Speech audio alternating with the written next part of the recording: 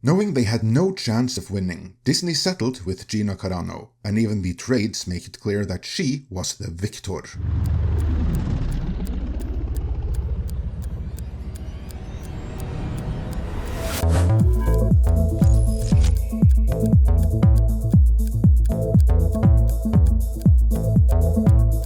Deadline Hollywood writes, ahead of a September trial date. Disney and Gina Carano have put down their lightsabers over the former MMA fighter's more than year-long discrimination lawsuit over her 2021 firing from The Mandalorian over political postings.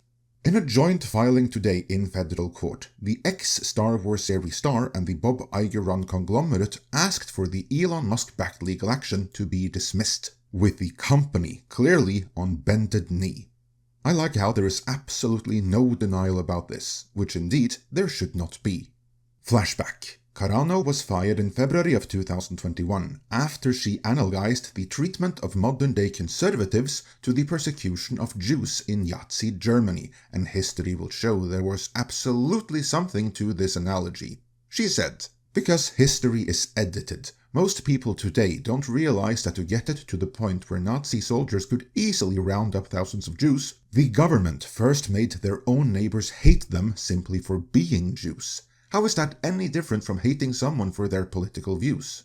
At that point, Carano had already faced significant pushback for earlier social media posts, in which she strongly objected to lockdown restrictions, and we now know for a fact her objections were 100% valid and correct.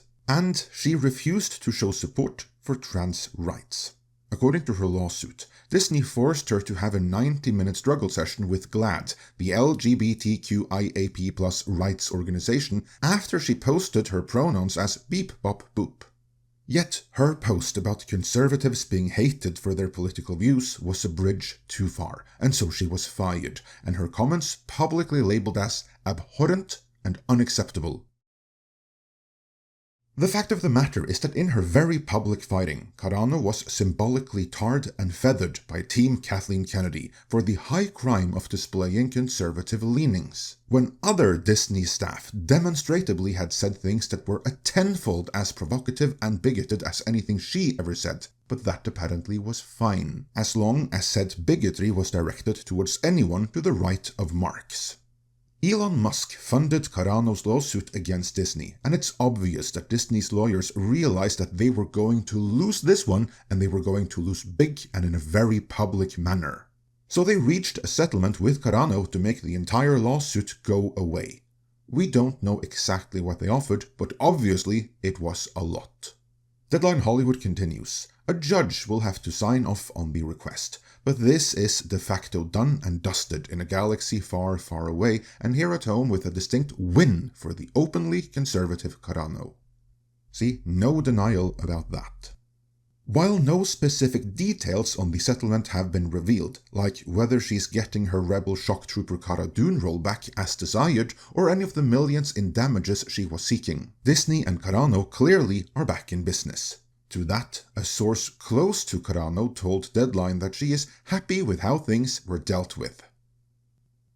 Online earlier today, a deft Carano posted somewhat cryptically at the time with a scattering of emojis, "And the truth shall set you free."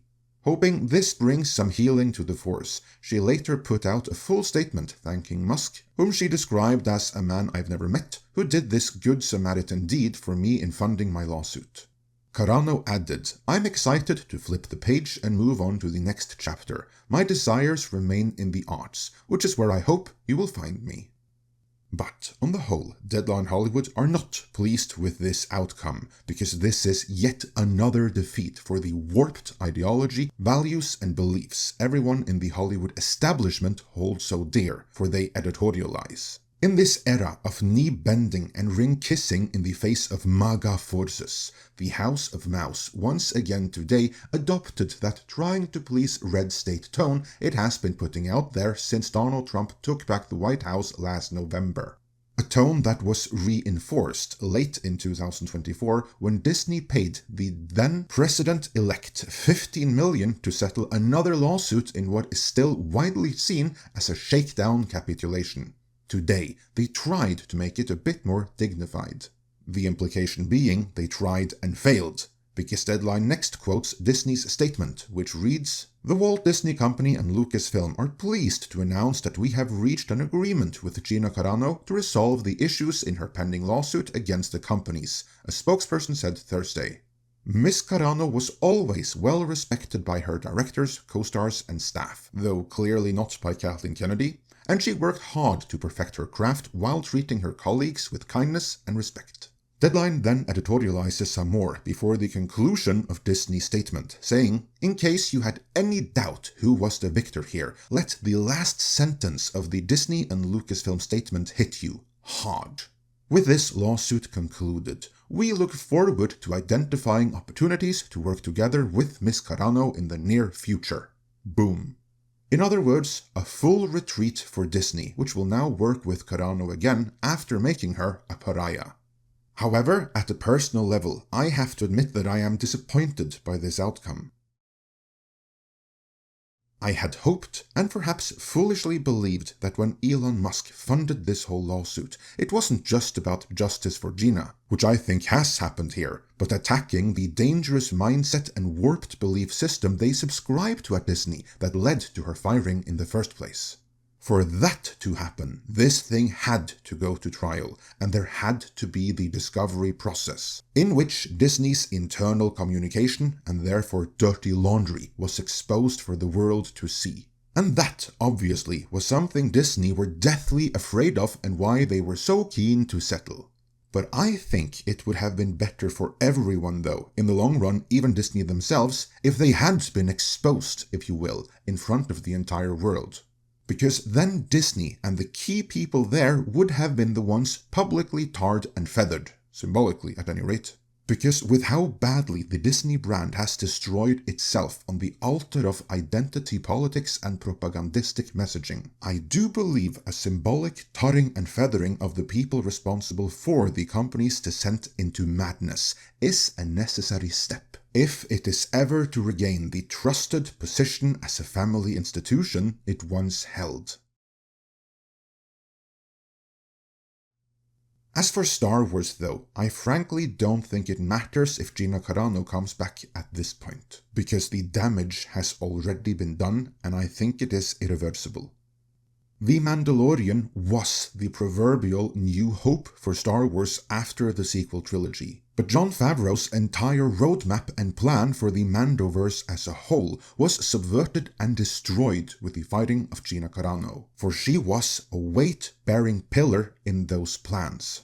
Without her there, everything went to hell from the Book of Boba Fett onwards, because that series was suddenly forced to include story points that were intended for the Rangers of the New Republic series as well as the spin-off Cara Dune series, both of which were scrapped when Carano was fired.